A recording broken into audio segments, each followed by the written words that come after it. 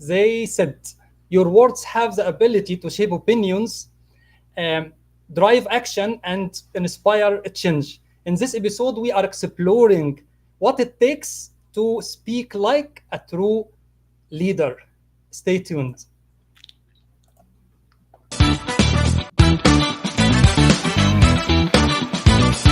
Welcome, listeners. Today we are delighted to bring you another inspiring episode of Tahaddi, the podcast dedicated to helping you enhance your management skills and navigate your career journey. Your host, Sameh Makki, your go-to expert in project management and career coaching. Every Wednesday, we invite esteemed guests to join us and share valuable insights from their respective industries.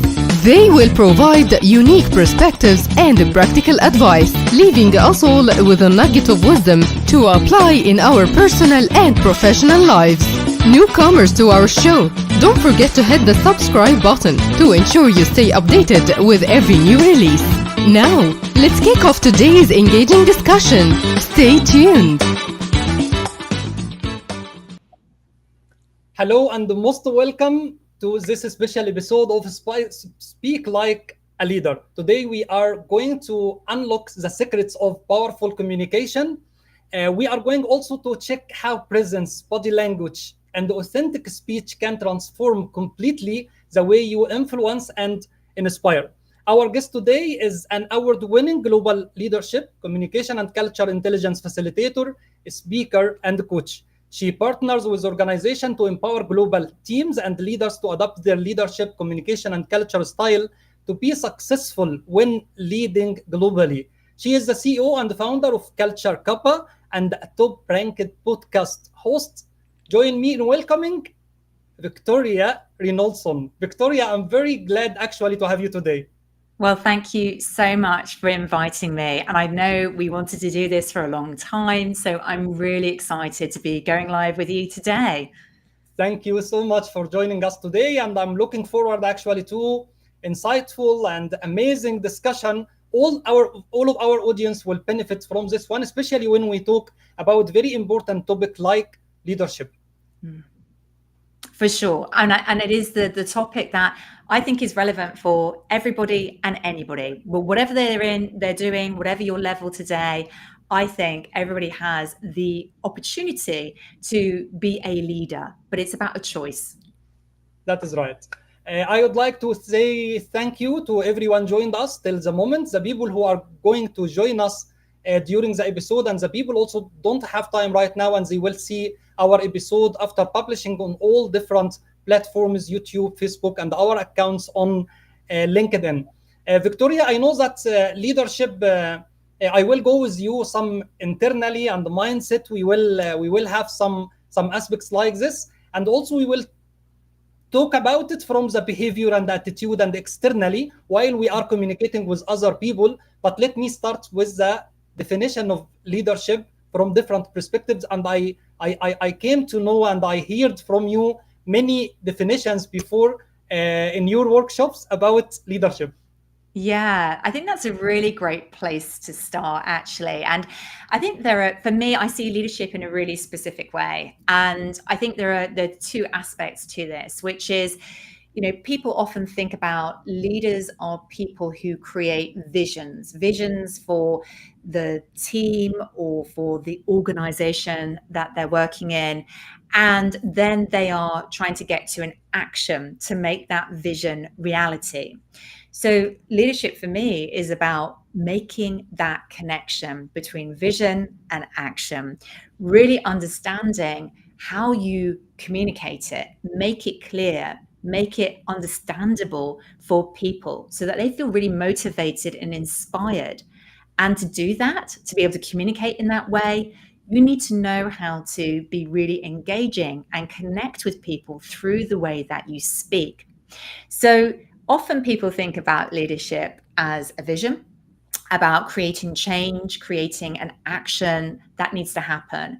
In my worldview, the way that I see things, only way that you can do this is if you know how to communicate it, if you know how to speak like a leader and really bring people along with you. So that's definitely one way that I see leadership. And I think it's quite an important way to understand it. Amazing. Yeah. What I understood right now that starting with vision and the purpose and the right communication that will give us to or will take us to the leadership. Yeah. Yeah. I mean, I think it's like a formula for me, which is you could have the biggest ideas, you can have the most exciting thoughts about how you can change the world as you see it. But if you cannot communicate it, then that is a real challenge. And in my work, in the world that I'm in, helping individuals and teams think about how they communicate and level up the way that they come across so that they're really taking that speaking role as a leader. The challenge sometimes comes up, and I can imagine this is maybe for some of your listeners watching this right now, that they are expert at what they do. They're really experienced, really, they have the skills, they have the experiences and the expertise, but being able to translate that into something that others understand, being able to express it in a way so people will come with you on that journey to achieve it, and then creating the insight that people will really want to take action on, that is really critical. And that's why, I feel like, particularly considering this communication part of this, is such an important part of success for people who are wanting to become global leaders, wanting to step up in their own leadership. That is awesome. Before the live, we were saying that leadership is not only for the people who are on management position or leadership positions, but it's for everyone. Why it's important for everyone or every professional in the marketplace to say to him that yes, please go and start to work on development of your leadership skills. Yeah, I think that's a really good point. We were talking offline just before we went live. And, again, I have a real particular view on this, which is we are all leaders. Every single person watching and listening to this, you are a leader right now. But that is a choice. You have to step into that mindset and recognize being a leader is not only about the job title or the status. Yes, of course, that might be important for you if you're particularly, that's important from a achievement point of view, or that is your ambition. But even if you're right at the beginning of your career, you can choose to learn about leadership. You can, even if you're not formally leading teams as yet or having people report to you, you can still lead yourself. And one of the things that I've really been thinking about a lot in the last 6 months is that the world is dramatically changing.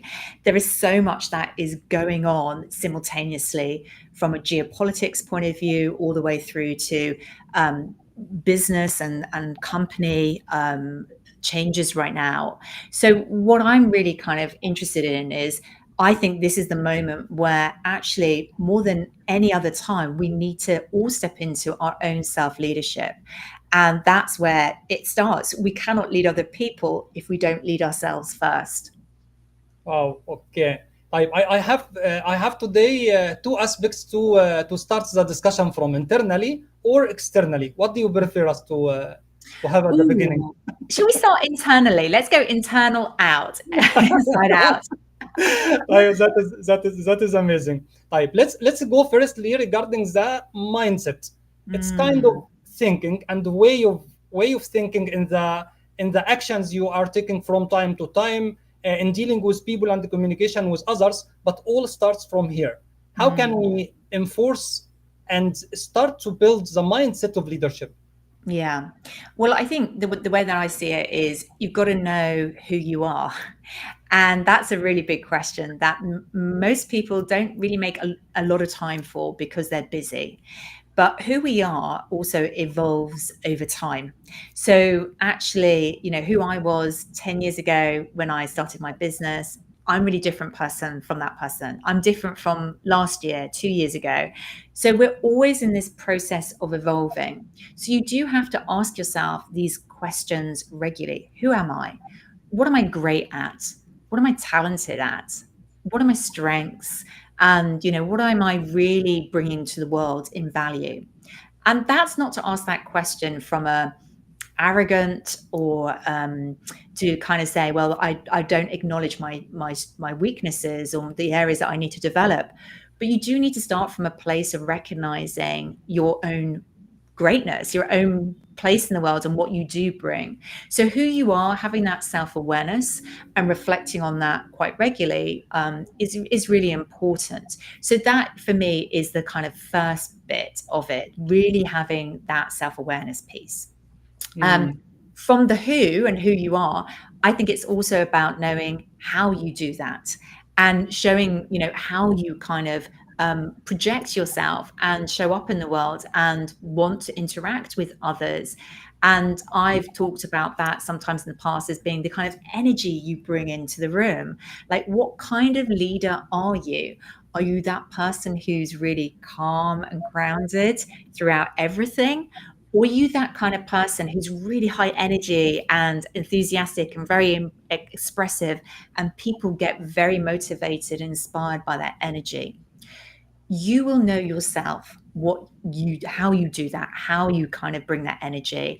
And some of that, of course, is cultural as well. The level of expressiveness and the way you express yourself will be influenced by the cultural influences around you. Sure. But the what and the how are really important.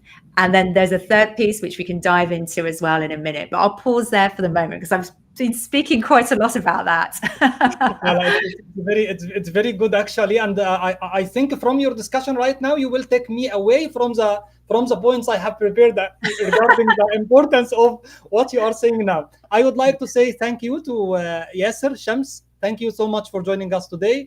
Heba Mohsin, Mr. Helmi Tatanaki, thank you so much. He wrote, "Who you are is indeed a big question. You need time to figure it out. Also, we are evolving with time, just like everything else." Ayat Abu Nab, thank you so much for joining us. Engineer Muhammad Yunus, I highly appreciate your attendance today. He wrote as well, "Who we are evolves over time." 100% agree. People change with time, and else with living different experience across different countries, organization, industries, etc. Every time you discover something new about yourself, fully agree with you 100%.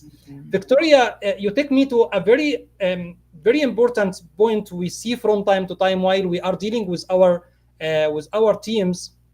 Sometimes you see a guy or a girl in the team, a lady, and they are very prepared to got promoted and to go for the next level of leadership or management or whatever. And you will see another team member, he need development, or you have the impression that he is not prepared at all to have a leadership position or the ability to lead a team. And that will take me to the question: the leader born or made? Oh, brilliant question. Leadership born or made? Look, Mm, I think one of the interesting things is that people look at leaders that they admire, whether those are famous figureheads of some of the largest global yes. organizations in the world, or whether they're just people they've known through their experiences, people they've worked with who they've been really deeply inspired by. And they think, wow, like, look at how they do leadership, look at how they make it happen. And I, I don't know who you're thinking of right now, but all of you listening and watching to this, like, who do you think of when I ask you that question? Who is a great leader in your mind? Mm, Somebody is going to come to your mind. I think of people I worked with in my first career in international marketing. I think about some of the amazing leaders I'm very lucky enough to work with personally now. And I think about what some of the great things that they do. But I really strongly believe that these are people who have been on journeys and are still on journeys. So even if somebody appears to have made it, like they're top of the tree, they're the leader, they are the CEO, they are still humans. And that means, therefore, they still have their journey of self-awareness, their reflections on what they're not doing so well. They'll have their tough days and their good days. They're just like humans like us. So what I say is, I don't really believe leaders are born. Yes, there are people who, from maybe earlier stages in their career, appear to have really the confidence to kind of carry them through. But I have a very strong belief that everybody has the ability to become a leader in that way of achieving the promotion, getting the job title, the status. But it really has to start with why. Why do you want it? Like, what's the point for you? And I think that's a really important reflection, because sometimes people are like, well, I'm on this career path, so this is the next natural step, so that's what I should do. But go deeper than that. Like, why do you actually want it? What's really important to you in life? What are your values? What is it that it's going to enable you to do that goes deeper than just the position title itself? And if it's about, well, that would give me the money, well, that is an answer. And actually, for some people, that is what motivates them, and that's absolutely fine. But know what your drivers are. And if you know what it is, then you have that motivation to make the changes necessary. And that's when leaning into the possibility of becoming a leader, getting the right support around you to make it happen, that's when the magic happens. But it starts with an intention, knowing why you want to do it, and then setting the intention and the goal to go for it. Wow. That means the leaders are born, but everyone has the ability to go and develop and practice the leadership skills um, till he or she made it and becomes that person, what we are call him leader. Absolutely. And I think it is about, you've got to have the intention, because it's not an easy thing to do. It's not like a light switch that you're going to turn on and go, right, today I'm it, I've made it.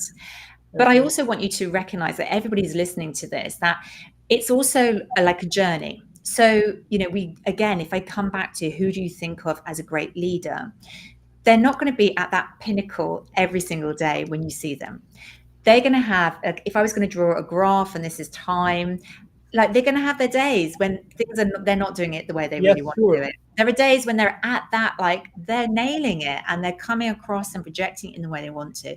But then they have a day when, nope, they're feeling low energy and they're not necessarily doing it the right way they want to do it. So I think these are really important things to recognize.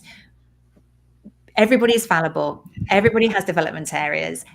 Even the greatest leaders aren't perfect. And I think that's where we need to get away from this idea of comparing ourselves sometimes to other people, and also assuming that those people that we look up to are perfect, that putting them on that pedestal and saying, well, they must be able to do that all the time. They must have been born that way. Yes, Helmi Tatanaki agrees with you, and he is telling that I also don't believe leaders are born. Everyone is a leader. They are made. Toastmasters, where leaders are made. He is coming from the Toastmaster world. Yeah, well, that's great, and I love that kind of idea that you create that for yourself. But obviously, it's not a journey you go on by yourself.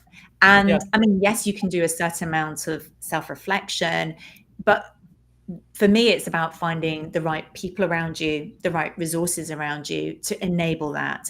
Because some of that, as we've mentioned, is an inner journey. It's an inner game around your mindset and how you step up into thinking of yourself as a leader.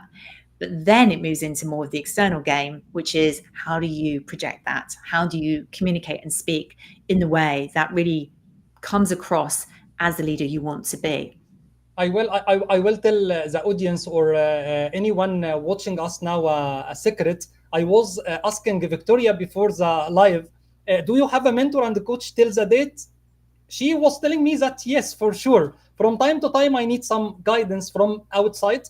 And I believe in that everyone, whatever you are working, maybe you are working a global coach or mentor for executives or CEO or for any high positions like this. But you need a guidance from time to time to say to you, to reflect what you are doing. Is it right? Is it wrong? Is it you need a help or support or whatever?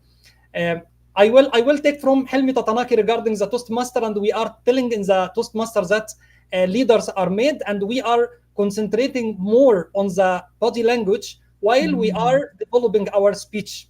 since it will affect our speech and our talk in front of the audience. How the body language is affecting the leadership, how my facial expression, and my walking style, my vocal variety, for instance, how all of these elements can affect the leadership skills. Yeah, massively. So, in my world as well, I really believe in what I call 360 communication. So, it's not just the words that I'm saying, the messages that I'm giving.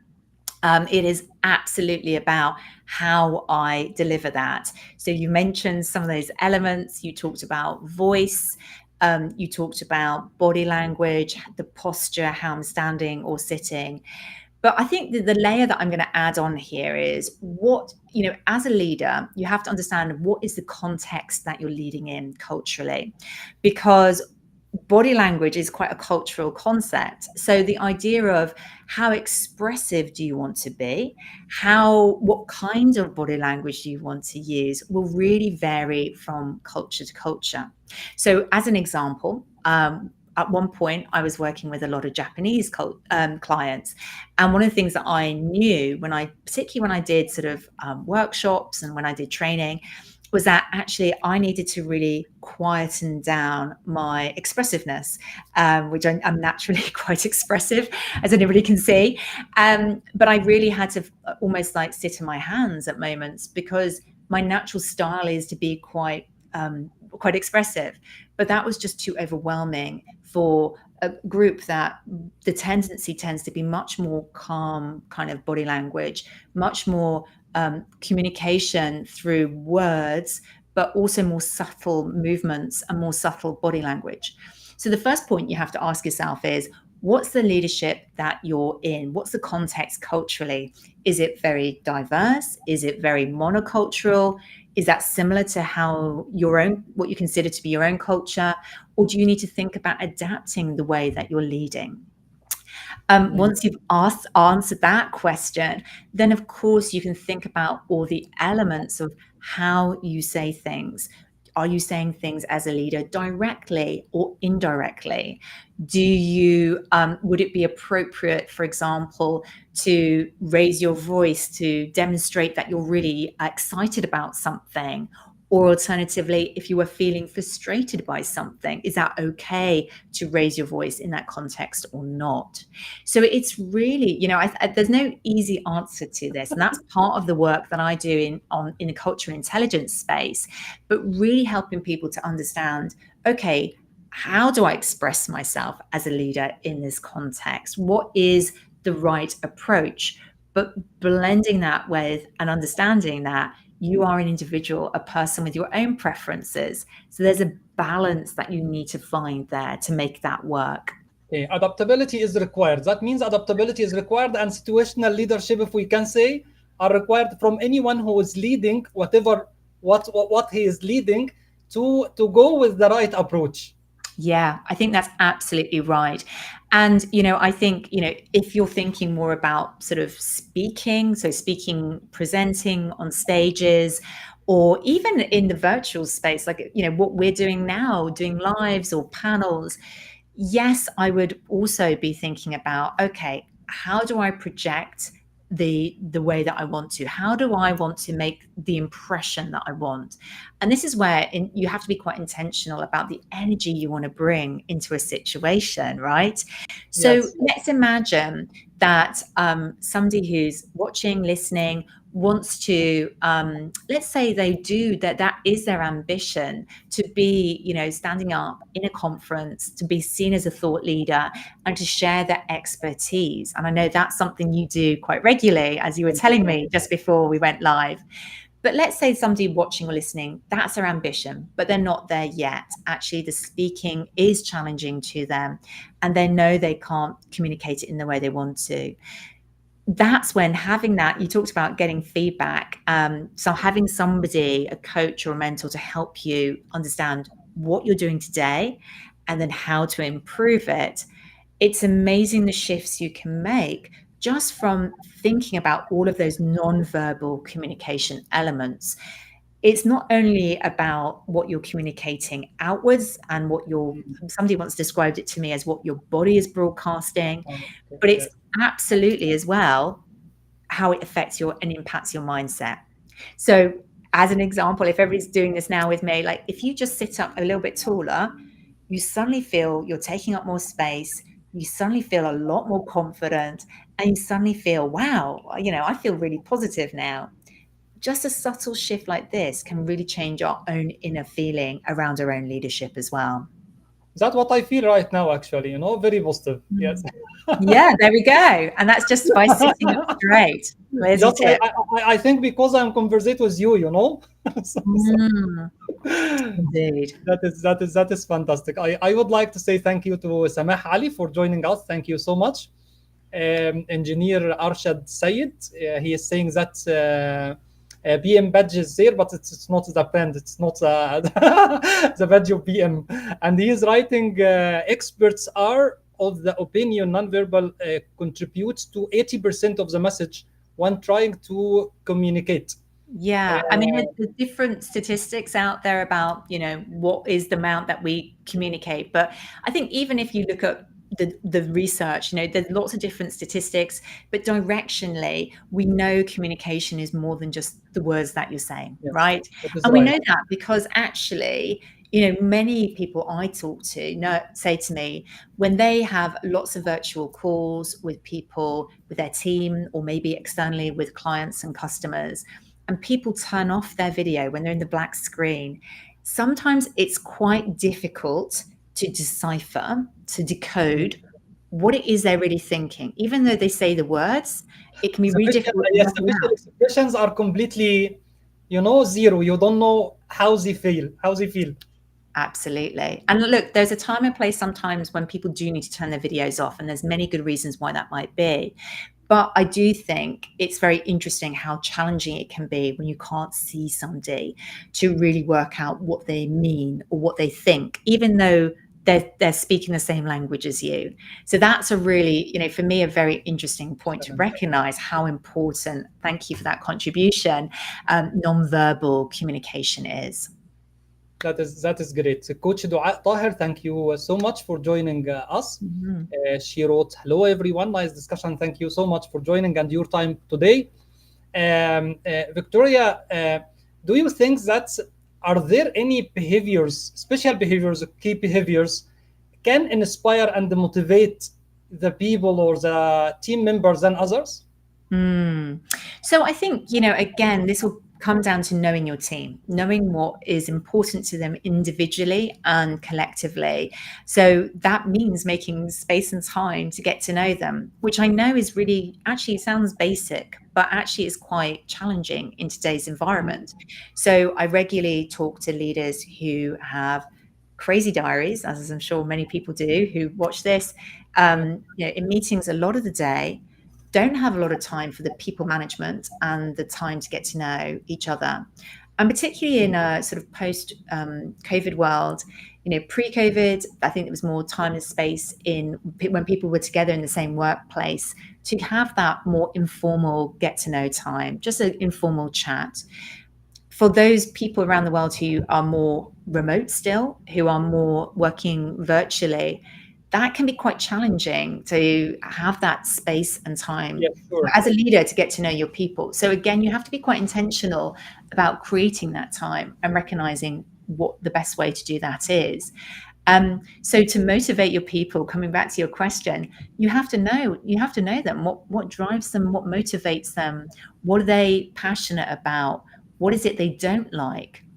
And one great way, if we sort of root it in communication, one great way to really, I think many teams don't do this enough, is really understand how do you communicate among each other in the team.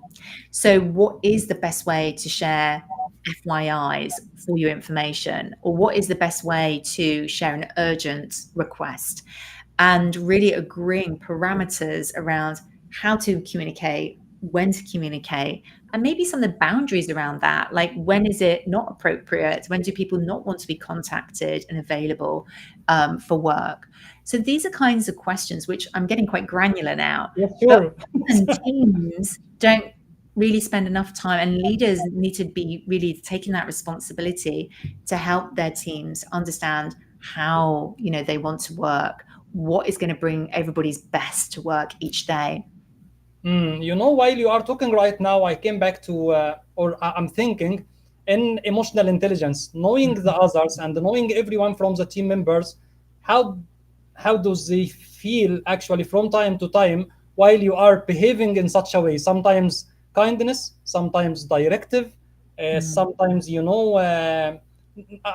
assertiveness for instance used by the leaders. I'm sure that every one of those behaviors are suitable for some situations and according to the nature of the team members themselves. Yeah, I think that's right. And I think, it's knowing what's appropriate for each situation, right? And knowing, you talked about emotional intelligence there. Absolutely. I mean, that is a vital, critical skill for any leader. I mean, when I talk about cultural intelligence and the sort of focus I have in my sort of work that I do with clients, what I sort of try and think about is, okay, what is emotional intelligence, but what's the cultural angle on that? How do you really understand the emotions of others who might be expressing those emotions in really different ways from how you would normally expect them to? So the skill sometimes is, if you're working with people who are very diverse to yourself and you're leading those people, is recognizing that not everybody's happy to talk about their personal life in front of the team. Some people are very happy to share everything, about their families, about what's going on at home. They're very open, and that's really important to them to be able to share and feel safe to share that in the team environment. For other people, they're more reserved. They don't Very want to, conservative. they don't want to have that level inquiry about what goes on for them with work, and they may have a real separation between work life and what their personal life is, and they don't want those boundaries to be blurred. So you have to know what is important to your team and have that emotional intelligence to recognize there's no kind of one way of being that leader, getting to know your team. It's actually really important to really adapt yourself, which I think is the theme we keep coming back to here I today. like it. I like it. Joined us recently also Ahmed Ali Bajawi. Thanks a lot for your joining today. John Salama, he's writing, listen actively. Good leaders listen more than they speak. And I'm sure that we will come to this point as well. Actively seeking and listening to input from others is vital. Iman Salahuddin, thanks a lot for your joining. She wrote, I agree with the emotional intelligence part, as besides the part related to knowing your team, it's also essential to also consider self-assessment, regulation, etc. Victoria, while we are speaking about leadership, we cannot avoid or neglect the communication styles. I'm sure that many communication styles are there used by the leaders from time to time. How do you see the effective communication styles should be used by the leaders? And I'm sure that maybe listening, active listening, it will come within the discussion. I mean, gosh, there's so many different parts to being, communicating like a leader and the communication styles. But if we just pick up, because somebody's made a comment about listening, thank you for that comment.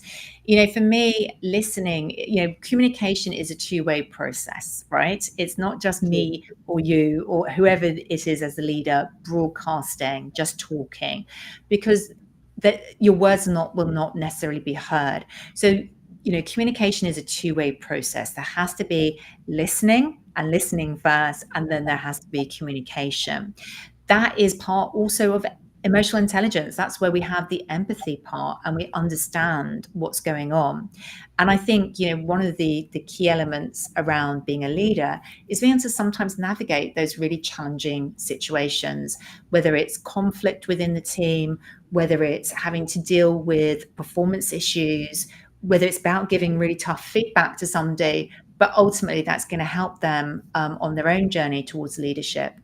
And having that empathy, recognizing how and listening to others and how they perceive the world, but also recognizing that they're not seeing the full picture. And that part of this is also about helping people sometimes to see what they can't see. So we all have our view of the world. We all have our invisible pair of glasses and the way that we see things. And sometimes, one of the challenges is that particularly when we're under pressure, particularly as leaders, when we're in situations where we need to make rapid decisions, we only see what we know of the world. And we sometimes forget that actually others are seeing it very differently. And if we assume positive intent, if we assume that in 95%, 99% of cases, people are genuinely trying to achieve something positive, they're not deliberately trying to be obstructive or difficult, then actually that can really change our mindset. And that can help us to kind of ask the question, what am I not seeing? What am I not kind of seeing in this situation? What are the questions I need to ask to unlock what might be going on for this person? What's driving the behavior and that style of communication?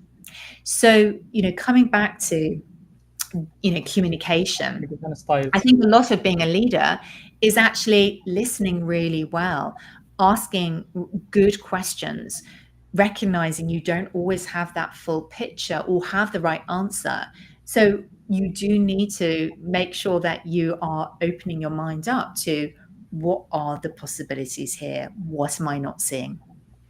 Wow, very fantastic. Arshad Said, again, maybe he is commenting on the body language, and he is saying that our gesture, facial expressions, posture itself, even our poses while we are speaking, speak volume and pitch. All of that will give a completely different message or different, approach while we are communicating or conveying the message to our teams. Victoria, I know also many sub skills coming under the umbrella of leadership. We cannot say leadership is leadership skills and that's it. And for instance, solving a problem and decision making, I see, and especially in project management field, one of the critical skills any project manager should have. How it comes, or how can we deal with the people, or how can we communicate actually in different situation while we have a problem we need to resolve it, while we have a situation and we need to take a decision or have a decision. Yeah. So, thinking about particularly the world of project management, which may be the world of many of the people kind of watching here. Sure. I think, the interesting part of the role, as I understand it, is that sometimes it's really about knowing how you communicate what you need to say. So even if it's a problem, even if it's a big issue, how do you talk about that? How do you frame that so that you seem to be taking a leadership position through the problem to find solutions? So, even one of the kind of frameworks that I sort of help people use with people to help them think about this and how they present the facts, the information that they know, is thinking about starting off like why are you communicating this point? Like, what's the purpose of it? What are you trying to achieve with it? So knowing that can really be a key driver, having that why top of mind. The next really important question is who are you talking to? So if somebody is talking with the project management function and they're talking to very senior leaders within their business, they might need to speak the language of the business, as I say it. They might need to translate some of their technical knowledge into more business terms, ways that the others will understand and that the concept will land best. So that is the who are you talking to? What interests them? What are they wanting to hear about? What do they need to know versus what they want to know? So that is also a key point, the who. There is, of course, the what. And the trick sometimes when communicating is that often people have too much to share, too much to say. So you have to be quite choiceful. What if you could only share one thing? What would it be? Very important point. While we are dealing with our teams, what to share, what to not share, what information actually can you say it to your team while you have a problem or issue or a difficult situation and the hard times you are passing by? Absolutely. And the problem is, it's really difficult sometimes to prioritize what is the most important message here. So the way that I sort of sometimes tell people to think about it is, well, let's imagine you originally had a 30-minute meeting for a project update. What if they said, they came out and said, look, really sorry, we've run over with the agenda. You've got 5 minutes. That's all we can give you in the agenda today. So what is that number one message you've got to land? Have that clear in your mind, because that will guide you to what is important, must be prioritized, and maybe what isn't so necessary in that meeting. And to check that you've chosen absolutely the right thing, a nice way to check that is to ask, so what? So if you shared something and the other people on the other side said, so what? You need to be able to explain why it's important, why that was important for them to understand and should be prioritized in their attention. And then I think probably many of your audience, people listening, watching, would probably recognize that you should have a now what? What's the next step? Where is it we go from here? But sometimes that gets missed because people are not giving the real specific idea of, okay, the next step is this, but it has to be done in this time. And what I need from you very specifically is what? Feedback, approval, a decision.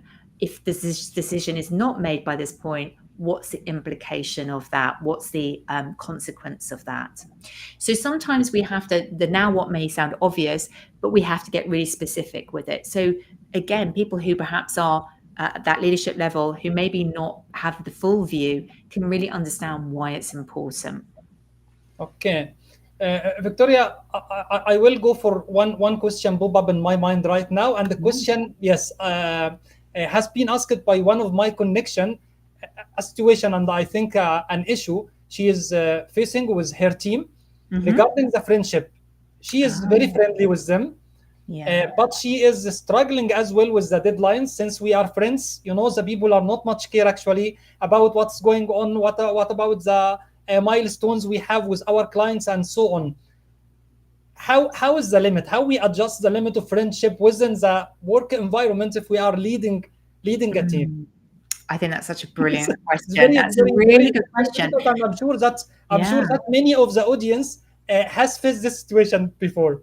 Absolutely. And this is where there's a little bit about boundaries here, and then there's about giving feedback and doing that appropriately. So, of course, you want to be accessible, friendly, you want to have warm relationships with your team. And that's obviously a really positive thing because that creates motivation. It creates people who potentially want to do their best at work as well. But clearly, there can come a problem where if you're too friendly, then that's that sensation of, well, we're just friends, you're not, perhaps the boundaries haven't been respected. So I think if I was going to give some advice to your friend, I would be saying, well, first of all, know what the boundaries are. What are your expectations? What is important to you and that you expect from them? So really almost start to kind of think about what that means, what's okay, and perhaps what's not okay, and start really brainstorming around that. Because if you haven't communicated that is quite important to not necessarily present that to the team and say, this is what I want from you, this is what I expect from you, but perhaps to present it as more as a co-creation opportunity for the team to come together to talk about ways of working, expectations, how do all of the team get the best from each other. So that would be one area that I would be thinking about. How do you establish those boundaries? But that's probably a longer term piece rather than a short term piece. The second sort of strategy might be really perhaps taking some time, if it's with a specific individual, to understand what's going on with them. Maybe there's some specific reasons. Maybe it's only a one-off. Maybe there is a particular driver to why they can't meet the deadline this time.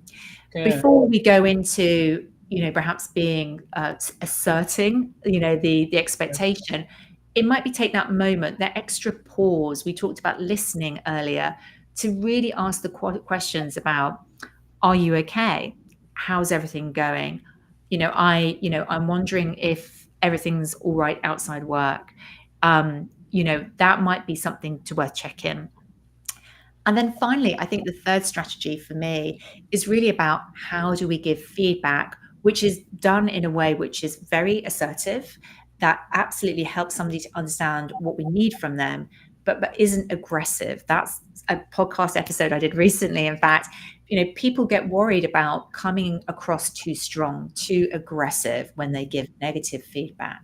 So how do we do that? Well, if this is something, perhaps you have more of an indirect communication style, maybe this feels a bit uncomfortable because of the friendship dynamic, then I've got a simple way of doing that to communicate that, which I think should be able to be landed in with a tone of voice that is warm, but at the same time makes it clear that you need a change. And do you want me to walk you through that framework and just explain how I do that? لا, that is okay. I think we can continue the discussion even يعني outside the podcast episode to let the audience be engaged more within our topic. But I'm much interested actually to continue on this point since the situation actually I'm sure that it needs special treatment and some tricks actually to be considered by any leader or anyone who is leading team members. I will go with another point regarding the leadership. While you are doing the coaching with your client with leadership, how do you see the term resilience? How the leader should be resilience? Is it important? Not that much important. How do you concentrate on this point? I think that's a great, yeah. I mean, resilience for me is a really big topic right now, and it comes back to the piece we were talking about earlier in the discussion around self-leadership, about going through challenging times. And I think many of my, I've spoken to many people who are facing some of those tough times personally and at work right now. So resilience is a topic that comes up, and it's a bit of a buzzword, but I suppose it kind of comes down to knowing what energizes you and what doesn't. Very simply put, recognizing what is going to be draining your energy, is not going to be giving you at your best, and what you need to really feel fully on full charge, to feel like your batteries are fully powered up and ready to go. And actually, that's quite important, because you can't be delivering at your best as a leader if you're always running stretched thin, if you're always overstretched with what you're committed to. So I think it's really recognizing what you need to be successful. And that could be very micro things like, I need to make sure I eat properly each day, or I eat, a certain number of meals per day, or I need to make sure that I allow my time for my spiritual connection, my prayer time. That is very important to me, that I need that to be at my best to be a leader. But I think it's really recognizing what that means to you. It's a very personal thing, resilience, and recognizing those factors, and then making sure you build those into your daily habits. That also might involve, by the way, we talked about boundaries earlier, putting down the boundaries, communicating what is not okay, what you're not prepared to do anymore, and what you are prepared to do. Okay. I will take some of the comments and insights actually within the chat box.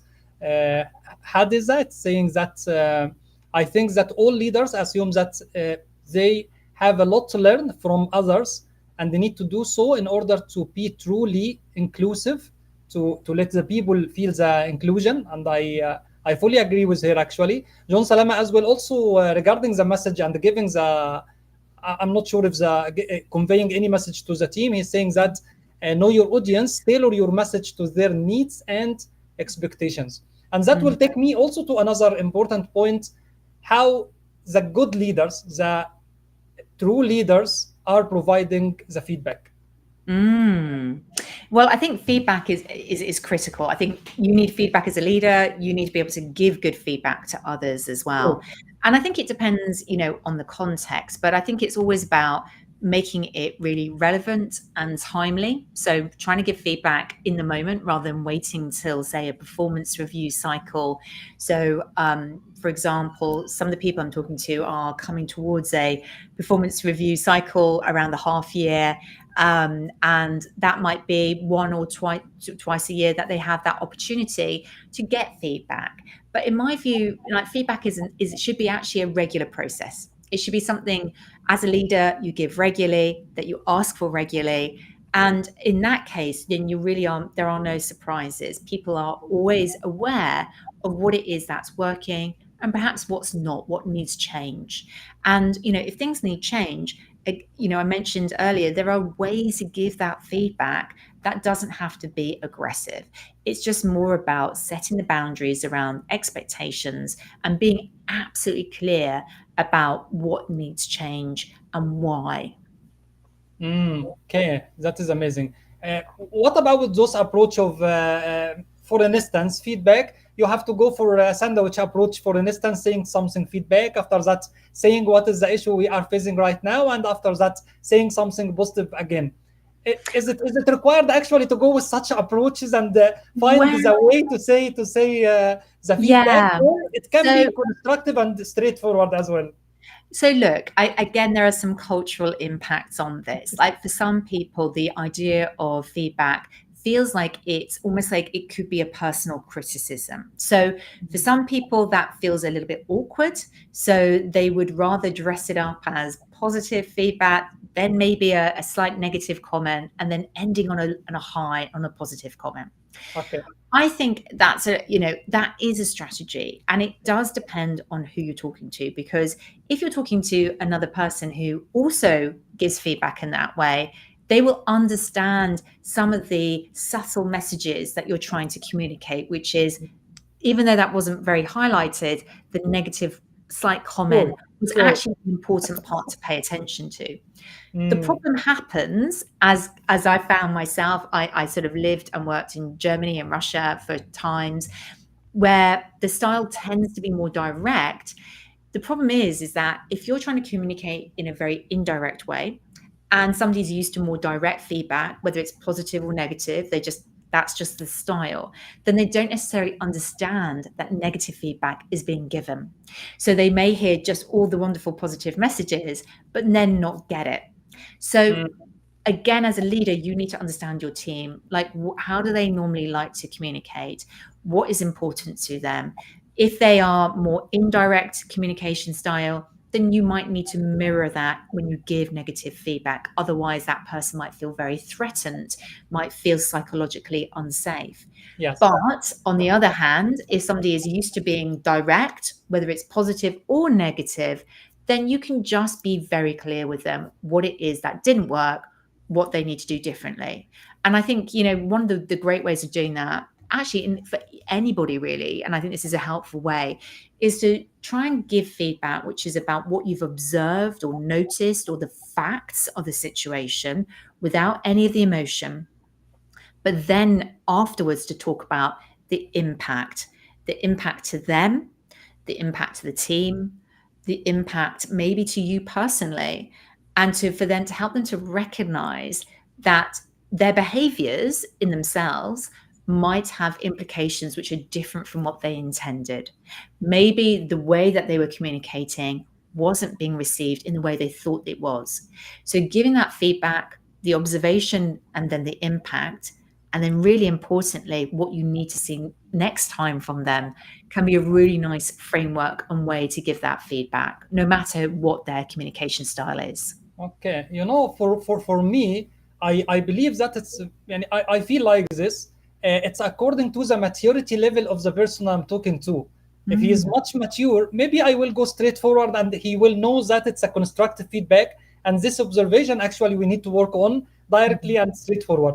But if maybe some people or some persons, according to their nature, as you are telling now, they are very sensitive, or he or she may translate this message for unsafe condition in the workplace. Maybe I will be using some indirect way to convey the observation I need to convey to them.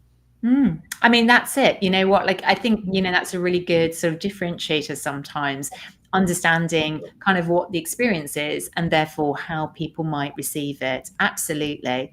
But I think the key thing is with this, with any sort of feedback, is you're looking for a change. You're looking for a differentiating factor. So that means you need to set out your expectations of what you need to see differently next time, and then ask for their feedback, like maybe feedback, but ask for their commitment and say, look, can I get your support in this? Or can I rely on you to do this next time? And I think as a leader, that asking of commitment, I think is a really great way to close up the feedback, because that gives them the opportunity to really reflect on that and to verbalize it. Yes, I commit, or no, I need to think about this. Actually, maybe this is feedback that's a bit deeper, that needs deeper reflection. Yes, amazing. It's not only the commitment, but for instance, we are putting the what is the next action which we are going to take to finalize this observation of the point, or the point which we are discussing. Victoria, I did enjoy the discussion, and I will conclude with what you have started at the beginning regarding the vision and the purpose. And I will go for one more step forward regarding how important for the leader to align the team members' goals with the big vision. Absolutely. I mean, I think if you want to create change, then the alignment has to be clear throughout the organization, no matter how small or large that organization is. Everybody has to understand their piece of it and how they are contributing, and what they're doing is actually making a really serious difference to the team, to the organization. And I think that's really important, to not only have that macro vision, the macro view of where you're heading, but also to understand how does that translate down all the way down to the most junior members of the team, so they feel they've got purpose, they understand their responsibility and what they are contributing. When people feel that, when they kind of feel that sense of ownership and part of the picture, wow, that's exciting, because then, you've got people who are genuinely, with their heart as well as their mind, wanting to do that work and wanting to do their best work by it. Yes, amazing. Before concluding our episode, I would like to say to all of our audience and our watchers right now, Victoria has presented you a gift, one-to-one call for a clarity call. You can direct message Victoria on LinkedIn, and I think you can go ahead for her insights, feedbacks regarding any challenge while you are passing by, you are encountering in the leadership skills. And I will leave the account as well, so you can directly message Victoria. Victoria, thank you so much for your time, for your preparation, and for the lovely discussion about very important topic to all professionals in the marketplace, leadership skills. Oh, yeah, well, thank you so much for inviting me on, and I'm really happy to gift these 3 clarity calls to people. So if people would like to apply for that, just get in touch. But thank you for your very thoughtful questions. I love the conversation. It's been really, really great to talk to you this evening as well. Thank you so much, Victoria. I would like to say thank you for all of our audience who stayed with us up to the moment. Inshallah, next week we will have another episode at the same time, and next week will be with one of the esteemed guests with us, Mr. Muhammad Al-Shaghab, and he is going to speak about organizational excellence from one of the big organizations in Saudi Arabia. See you inshallah next week at the same time. Assalamu alaikum wa rahmatullahi wa barakatuh. Bye bye. See you. Thank you. Bye.